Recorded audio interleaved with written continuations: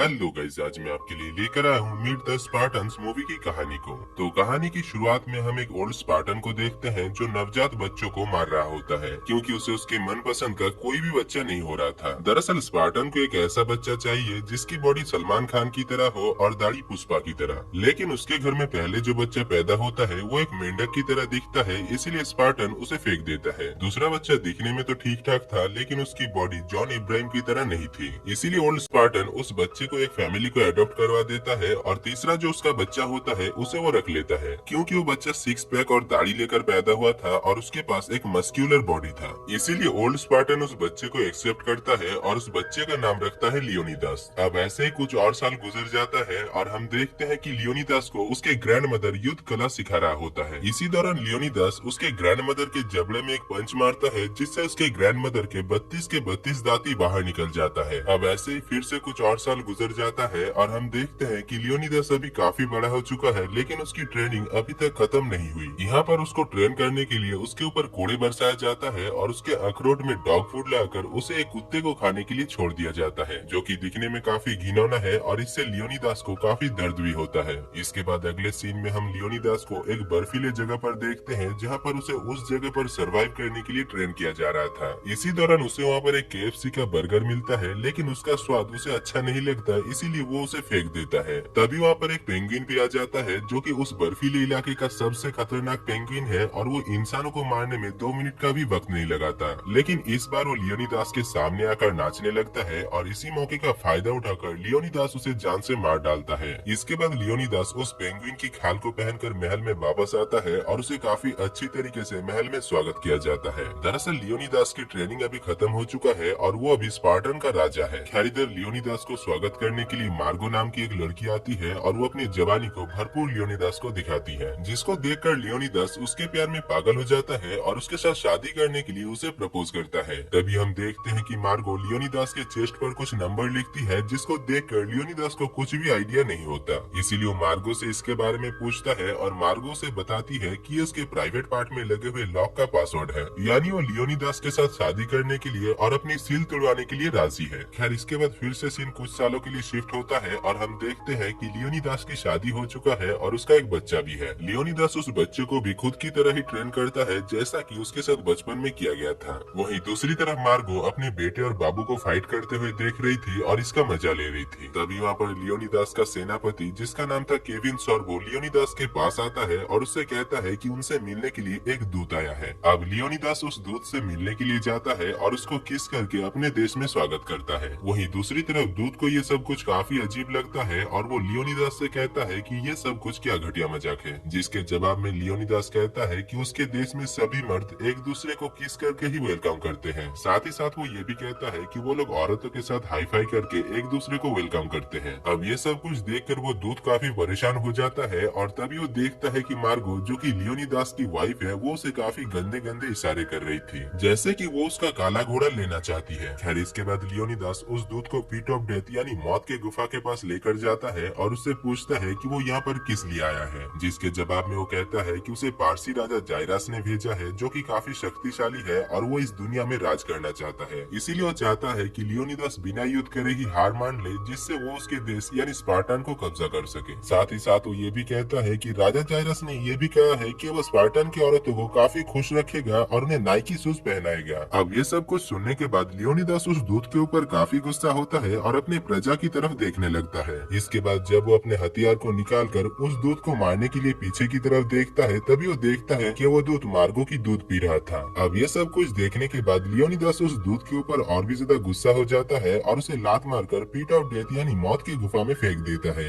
इसके बाद लियोनिदास और कई सारे लोगों को उस मौत के गुफा में धकेल देता है, जिसको वो पसंद नहीं करता था। इसी दौरान उसका सेनापति उसके पास आकर कहता है कि महाराज, हमें युद्ध की परिणाम जानने के लिए प्रीफेक्ट के पास जाना चाहिए। दरअसल प्रीफेक्ट एक बदसूरत और श्रापित इंसान है जो भविष्य को देख सकता है। इसीलिए लियोनिदास उन प्रीफेक्ट के पास जाता है और उन्हें काफी सारे फेयर एंड लवली और फेस वॉश देकर उनसे युद्ध का परिणाम पूछता है, जिसके जवाब में उनमें से एक प्रीफेक्ट कहता है कि लियोनिदास अगर युद्ध में हिस्सा लेता है तो वो कुत्ते की मौत मारा जाएगा। अब ये सब कुछ सुनने के बाद लियोनिदास अपने महल पहुंचता है और कुछ सोच विचार करने लगता है। तभी उसको देखकर कुछ लड़कियां हंसने लगती है क्योंकि उसने नीचे कुछ भी पहना नहीं था। खैर, इसके बाद वो मार्गो के पास जाता है और उससे कहता है कि युद्ध के बारे में सोचते हुए उसे नींद नहीं आ रहा है, जिसको सुनने के बाद मार्गो उससे कहती है कि कल तुम युद्ध में चले जाओगे और मुझे नहीं लगता कि तुम इस युद्ध को जीत कर घर वापस आ सकते हो, इसलिए आज रात तुम मेरे साथ जो मर्जी कर सकते हो। इसके बाद अगले सीन में हम देखते हैं कि लियोनिदास मार्गो के साथ कुछ करने लगता है, लेकिन मार्गो ने जो सोचा था लियोनिदास उसका उल्टा ही करता है। लियोनिदास अगले ही दिन युद्ध में जाने के लिए मार्गो को गोदी में उठाता है और उसको लेकर पुशअप्स करने लगता है। खैर, इसके बाद अगले ही दिन लियोनिदास अपने सेनापति के पास आकर कहता है कि उसे युद्ध में 300 सेना की जरूरत है,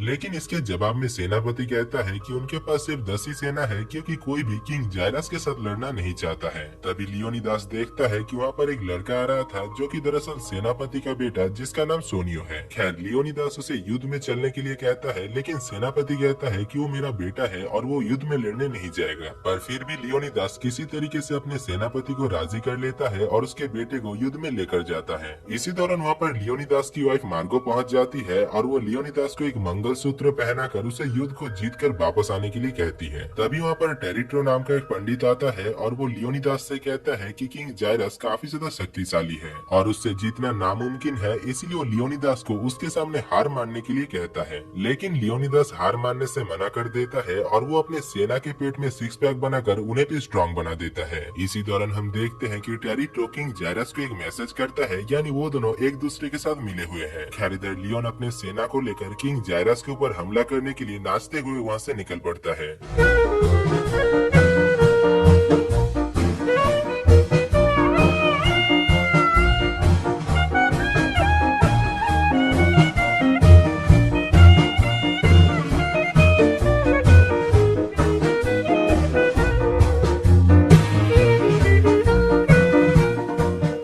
इसी दौरान हम देखते हैं कि उनको कोई फॉलो भी कर रहा था, जिसका चेहरा हमें नहीं दिखाया जाता। इधर लियोनिदास अपने सेना को लेकर एक पहाड़ के पास पहुंचता है और वहाँ पर फ्रूटी और कोल्ड ड्रिंक्स पीने लगता है। तभी वहाँ पर वो लड़की पहुंच जाती है जो उनको फॉलो कर रही थी। दरअसल वो लड़की पेरिस हिल्टन है, जो कि स्पार्टन की ही एक नागरिक है, लेकिन क्योंकि उसकी बॉडी की स्ट्रक्चर ठीक ठाक नहीं है, इसीलिए उसे स्पार्टन से निकाल दिया गया है, क्योंकि स्पार्टन में सिर्फ उन्हीं लोगों को ही रखा जाता है जो कि फिजिकली स्ट्रांग हो। खैर, वो लड़की अपने हक के लिए लियोनिदास के साथ लड़ने लगती है और तभी अपने शील्ड को ऊपर की तरफ फेंकती है, जो कि उसके सर पर आकर गिरता है और वो वहीं पर ही बेहोश हो जाता है। इसी बीच वहाँ पर पार्शियन सेना भी पहुँच जाता है और पार्शियन सेनापति लियोनिदास को हार मानने के लिए कहता है, लेकिन लियोनिदास बिना युद्ध करे हार मानने से मना कर देता है। और तभी हम देखते हैं कि लियोनिदास का एक सेना उन पार्शियन सेना के ऊपर हमला करता है, लेकिन वो एक पत्थर के ऊपर से इतनी जोर से छलांग मारता है कि वो एक पहाड़ के ऊपर जाकर लटक जाता है। इसके बाद वहाँ पर असली युद्ध शुरू होता है और यहाँ पर हम देखते हैं कि वहाँ पर कोई युद्ध नहीं बल्कि डांसिंग कंपटीशन हो रहा था। दरअसल वो लोग बिना खून खराबा किए ही डांसिंग कंपटीशन के द्वारा युद्ध का नतीजा फैसला करने वाले थे। इसीलिए पार्शियन और स्पार्टन दोनों देश की ही सेना इस डांस कंपटीशन में भाग लेते हैं और स्पार्टन इस डांस कंपटीशन को काफी अच्छी तरीके से जीत लेता है, जिस वजह से वो लोग पार्शियन सेना को बहुत ही बुरी तरीके से मार डालते हैं। दूसरी तरफ हम महल में मार्गो को देखते हैं जो कि स्पा ले रही थी और तभी वहाँ पर एक लॉयलिस्ट आता है जो कि उसे हवस की नजर से देखने लगता है। साथ ही साथ वो ये भी कहता है कि उसका पति यानी लियोनिदास को और भी ज्यादा सेना की जरूरत है किंग जायरस के देश में हमला करने के लिए। अब ये सब कुछ सुनने के बाद मार्गो कहता है कि उसे लग रहा था कि लियोनिदास मर चुका है, इसीलिए उसने टिंडर और शादी.com में अपने प्रोफाइल को रजिस्टर कर लिया है और वहाँ से उसे काफी शादी के ऑफर्स आ रहे हैं। तभी हम एक वर्कर को देखते हैं जो कि एक वैक्यूम क्लीनर से उस महल को साफ कर रहा होता है, जिसको देखकर मार्गो उसे इशारा करती है और यहाँ पर हमें पता चलता है कि वो मार्गो की सूखी बंजर जमीन में घास उगाने का भी काम करता है। खैर, वो लॉयलिस्ट मार्गो मार्गो से कहता है कि लियोनिदास अगर इस युद्ध को हार गया तो उसका पूरा साम्राज्य पारसी राजा किंग जायरस का हो जाएगा। साथ ही साथ वो ये भी कहता है कि किंग जायरस मार्गो के ऊपर भी कब्जा कर सकता है और उसके गोदाम में अपना सामान रख सकता है, जिसको सुनने के बाद मार्गो उस लॉयलिस्ट को एक सभा बैठाने के लिए कहती है। दूसरी तरफ हम लियोनिदास को देखते हैं जिसके पास किंग जायरस आता है, जो कि दिखने में काफी घटिया था और वहाँ पर पहुंचकर वो काफी घटिया हरकतें भी करने लगता है। इसी बीच जब वो अपने रथ से नीचे उतर रहा होता है तभी वो गिर जाता है, जिस वजह से वो अपने एक सेना को जान से मार डालता है, जिसको देखकर हमें पता चलता है कि किंग जायरस काफी ज्यादा खतरनाक राजा है। खैर किंग जायरस लियोनिदास को लड़की और दारू की लालच देकर उसे इस युद्ध में हार मानने के लिए कहता है, लेकिन लियोनिदास हार मानने से मना कर देता है, जिस वजह से किंग जायरस अपने एक औरत सेना को उस मोटे आदमी के पास भेजता है और वो औरत उस मोटे आदमी के ऊपर हमला करके उसके दोनों आंखों को ही नोच लेती है। दूसरी तरफ हम मार्गो को देखते हैं जिसके पास पंडित क्रेटो आता है और मार्गो के हाथ से ग्लास को लेकर उसके अंदर मौजूद ड्रिंक को पीने लगता है। अब पूरा पानी पीने के बाद वो मार्गो से कहता है कि ये पानी काफी टेस्टी था, लेकिन इसमें नमक थोड़ा ज्यादा था, जिसको सुनने के बाद मार्गो उससे कहती है कि उसने जो पिया वो कोई पानी नहीं बल्कि उसकी यूरिन है। खैर इसके बाद मार्गो उससे कहती है कि उसके हस्बैंड यानी लियोनिदास को और भी ज्यादा सेना की जरूरत है, लेकिन कोई भी सेना युद्ध में जाना नहीं चाहता है। इसीलिए मार्गो फैसला करती है कि जो भी सेना युद्ध में जाने के लिए तैयार होगा मार्गो उसे अपने गोदाम में सामान रखने के लिए देगी। इधर हम सोनियो को देखते हैं जो लियोनिदास के पास आकर कहता है कि किंग जायरस को उनके खुफिया अड्डे के बारे में पता चल गया है और वो कभी भी अपने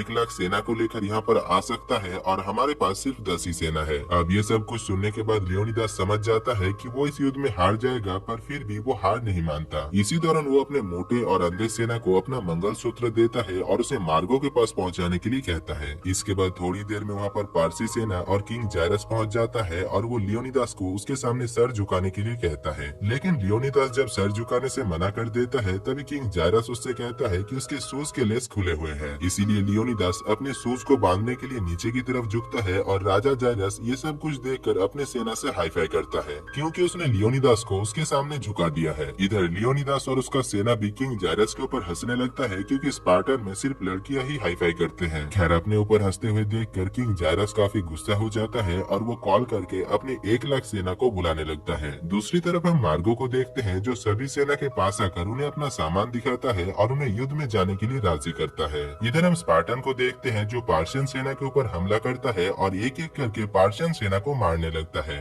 इसी बीच हम देखते हैं कि राजा जायरस स्पार्टन सेनापति के ऊपर एक भाला फेंकता है, जिससे वो वहीं पर ही मारा जाता है। थोड़ी देर बाद लियोनिदास जब देखता है कि उसका सेनापति मर चुका है तभी वो किंग जायरस के ऊपर काफी ज्यादा गुस्सा हो जाता है और अपने हाथ में 2 गन लेकर GTA 5 खेलने लगता है। दूसरी तरफ किंग जायरस अपने कार को आयरन मैन की तरह एक रोबोट में बदल देता है और स्पार्टन के ऊपर गिर जाता है, जिसमें स्पार्टन के सभी सेना और लियोनिदास भी मारा जाता है। और यहाँ पर हम देखते हैं कि लियोनिदास मरते हुए भी हंसी रहा था। खैर इसके बाद मूवी के आखिर में हम उस अंधे सेना को देखते हैं जो किसी तरीके से मार्गो के पास पहुँच जाता है, और क्योंकि वो अंधा है इसलिए वो मार्गो को टच करके देखता है और उसे पता चल जाता है कि यही महारानी है। इसके बाद वो उसे वो मंगलसूत्र देता है जो कि लियोनिदास ने मार्गो को देने के लिए कहा था। और दोस्तों इसी के साथ ही ये मूवी खत्म हो जाती है। तो दोस्तों अगर आपको इस मूवी की कहानी और मेरा काम पसंद आया है तो वीडियो को दिल से एक लाइक कर देना और चैनल को सब्सक्राइब करके बेल आइकन प्रेस कर लेना, ताकि आपको वीडियोस की नोटिफिकेशन और मुझे वीडियो बनाने की मोटिवेशन मिलता रहे। बाकी मैं मिलता हूँ आपसे अगली ही वीडियो में, तब तक के लिए जय हिंद।